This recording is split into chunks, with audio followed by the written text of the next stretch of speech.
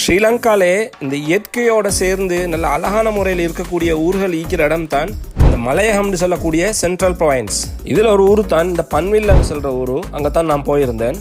Hello travel hunters, நீங்கள் இந்த பன்விலைக்கு போகணும்னு சொன்னால் கெண்டிலிருந்து வத்தேகமா வந்து வத்தேகமிலிருந்து தான் நீங்கள் இந்த பன்விலைக்கு வரணும்.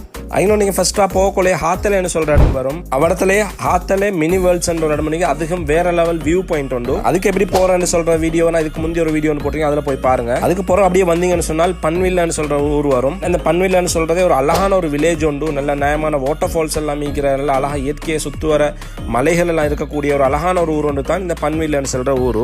அதுலேயே வந்து நீங்கள் உள்ளுக்கு போனீங்கன்னு சொன்னால் குலுகங்கான்னு சொல்கிற இன்னொரு ஏரியா ஒன்று வரும். அதில் தனியாக வேற வாட்டர் ஃபால்ஸ் வேறு அழகான ஊரெல்லாம் இருக்குது. அதை நான் அடுத்த என்ன ப்ளாக்ல போடுறேன். எல்லாம் ஃபுல்லாக நேச்சர் சரௌண்டிங் தான். உங்களுக்கு ஃபுல்லாக அப்படியே ஒரு ரவுண்ட் வரையிலும் அப்படியே டிரெக்டாக வந்தீங்கன்னு சொன்னால் பித்தக்கந்தான்னு சொல்கிற ஒரு ஊர் ஒன்று வரும்.